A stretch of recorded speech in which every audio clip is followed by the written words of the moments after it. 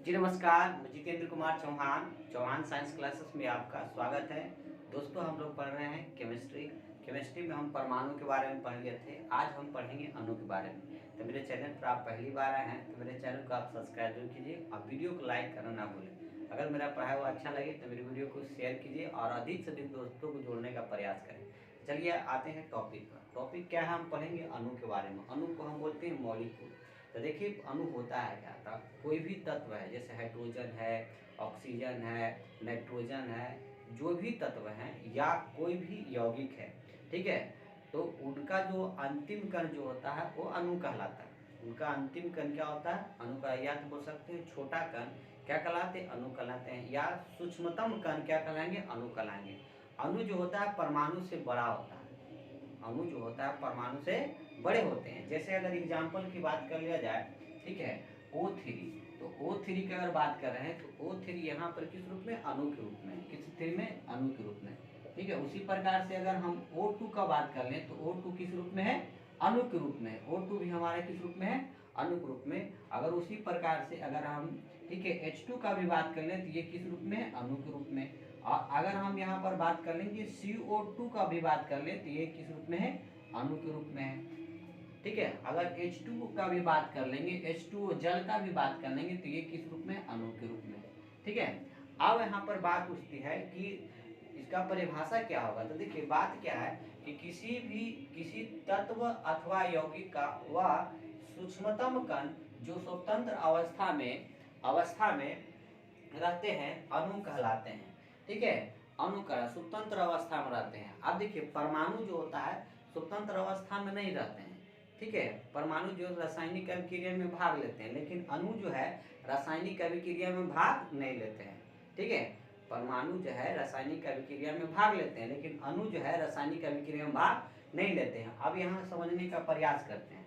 देखिए यहाँ पर अगर हम बात कर लेंगे कि यहाँ पर ऑक्सीजन का अगर हम उठाते हैं, ऑक्सीजन के यहाँ पर O2 जो है उसमें कितने अणु, दो। यही दो अणु टूटता है और टूटने के बाद ये दो भागों में टूटेंगे और ये दो भाग ऑक्सीजन प्लस ऑक्सीजन में टूटेंगे।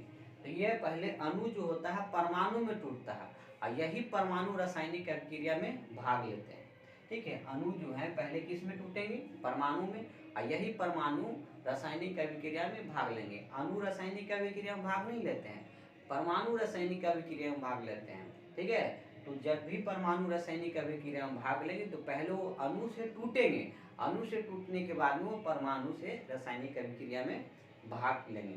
आप देखिए अणु रासायनिक अभिक्रिया में भाग नहीं लेते हैं, ऐसा पता चल गया। आप देखिए ऑक्सीजन और ऑक्सीजन मिलके बना देगा। उसी प्रकार से OH2 है, CO2 है और O3 है, H2 है। H2 जल होता है, O3 ओजोन होता है। तो अब यहाँ पर भी बात कर लें कि स्वतंत्र अवस्था में रह सकते हैं नहीं, तो जैसे परमाणु जो है H इस प्रकार से, तो ये स्वतंत्र अवस्था में रहेंगे नहीं, रहेंगे। जब भी अगर इसको H2 लिख दिया जाता तो ये स्वतंत्र अवस्था में रहेंगे। अब बात आता है कि परमाणु जो है दो या दो से अधिक प्रकार के तत्वों से मिलकर बना होता है। परमाणु दो या दो से अधिक प्रकार के तत्वों से मिलकर बने होते हैं, या एक ही प्रकार के परमाणुओं से मिलकर बने होते हैं, या दो या दो से अधिक प्रकार के परमाणु से मिलकर बनेंगे, या एक ही प्रकार के परमाणुओं से मिलकर बने होंगे। जैसे आप यहाँ बात कर लिया H2O को, तो H2 में देखिए हाइड्रोजन का यहाँ पर कितने, दो, और ऑक्सीजन के यहाँ पर कितने, एक। तो यहाँ पर हाइड्रोजन का दो परमाणु ऑक्सीजन का एक परमाणु मिलकर यह जल का निर्माण कर देते हैं। और H2O जो है यौगिक के रूप में होता है, यौगिक है, ठीक है। इसी प्रकार से ओजोन पर आया है। ओजोन क्या है, O3 क्या है, ओजोन सूर्य से निकलने वाली परावैंगनी किरणों को क्या करता है, ठीक है, परावैंगनी किरणें जो आती है हमारे पृथ्वी पर उससे रोकता है, ठीक है, बचाता है, जिससे हमारे शरीर पे असर ना पड़े, त्वचा कैंसर ना हो, नाना प्रकार की बीमारियां उत्पन्न ना हो, ठीक है। तो ओजोन परत हमको सूर्य से निकलने वाली परावैंगनी किरणों की से रक्षा करती है। ओजोन O3 है, उसमें 3 अणु होता है।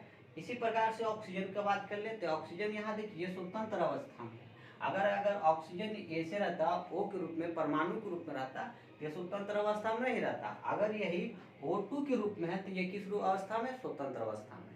तो इसीलिए कहा गया परमाणु जो है स्वतंत्र अवस्था में रासायनिक अभिक्रिया में भाग लेंगे, लेकिन अणु जो है रासायनिक अभिक्रिया में भाग नहीं लेंगे, लेकिन स्वतंत्र अवस्था में रहेंगे। H2 का वही बात है। अगर इसी प्रकार से कार्बन और ऑक्सीजन का बात कर लिए तो कार्बन और ऑक्सीजन की बात कर लेते हैं। तो कार्बन का यहाँ एक परमाणु और ऑक्सीजन का 2 परमाणु, ये दोनों मिलकर कार्बन डाइऑक्साइड बना दिया।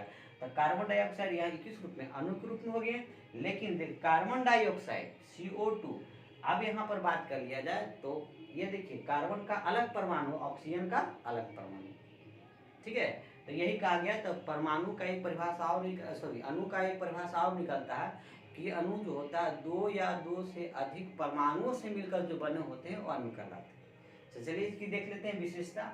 विशेषता क्या है अणु की? विशेषता में अगर देखा जाए कि अणु जो होती है, अणु 2 या 2 से अधिक परमाणुओं से मिलकर बना होता है। अणु का पहला विशेषता आप लिख सकते हैं कि अणु जो होती है 2 या 2 से अधिक परमाणुओं से मिलकर बने होते हैं। तो अगर कार्बन का डाइऑक्साइड का एग्जाम्पल है तो यहाँ पर कार्बन का परमाणु अलग है, एक परमाणु, ऑक्सीजन का 2 परमाणु, टोटली कितने परमाणु, 3 परमाणु से मिलकर कार्बन डाइऑक्साइड बना हुआ है, ठीक है। यहाँ अब अगला बात कर लेते हैं, ठीक है। दूसरा विशेषता अगर देखें, यह रासायनिक बंधन द्वारा जुड़े होते हैं। देखिए परमाणु जो होते हैं, ठीक है, परमाणु रासायनिक अभिक्रिया में जब भाग लेते हैं तो अगर यहाँ पर अगर हाइड्रोजन है, हाइड्रोजन ये दोनों H+H बन गया H2, तो कहने का मतलब इन दोनों के बीच में परमाणु जो है रासायनिक बंधन किए हैं।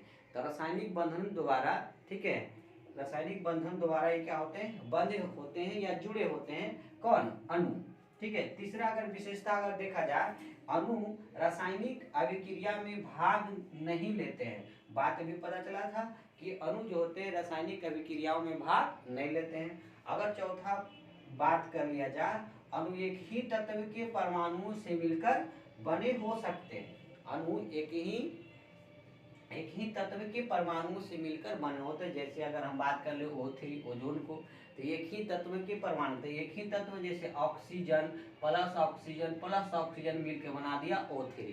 तो यहाँ पर ऑक्सीजन का ही परमाणु है, यहाँ पर भी ऑक्सीजन का परमाणु है, यहाँ पर ऑक्सीजन का, कहने का मतलब ऑक्सीजन का 3 परमाणु। तो एक ही तत्व के परमाणुओं से मिलकर अणु बने हो सकते हैं। अगला बात कर लिया जाए कि एक ही प्रकार के परमाणु से मिलकर बने हो सकते हैं या अलग अलग तत्व के परमाणुओं से मिलकर बने हो सकते हैं। अब बात करते हैं कि अणु जो है एक प्रकार के परमाणु से तो मिलकर बने हो सकते हैं, इसके अलावा अणु अलग अलग प्रकार के परमाणुओं से भी मिलकर बने होते हैं। जैसे कार्बन डाइऑक्साइड का, यहाँ कार्बन का अलग परमाणु, ऑक्सीजन का अलग परमाणु। यहाँ पर बात कर ले हाइड्रोजन का अलग परमाणु, ऑक्सीजन का, हाइड्रोजन का यहाँ पर 2 परमाणु, ऑक्सीजन का 1 परमाणु, ये दोनों मिलकर अणु। अब जब भी अणु स्वतंत्र अवस्था में होगा तो H2 अवरोध में होगा, ठीक है। अब यहाँ पर बात कर ले अणु कभी भी परमाणु के रूप में नहीं रहेंगे, ठीक है।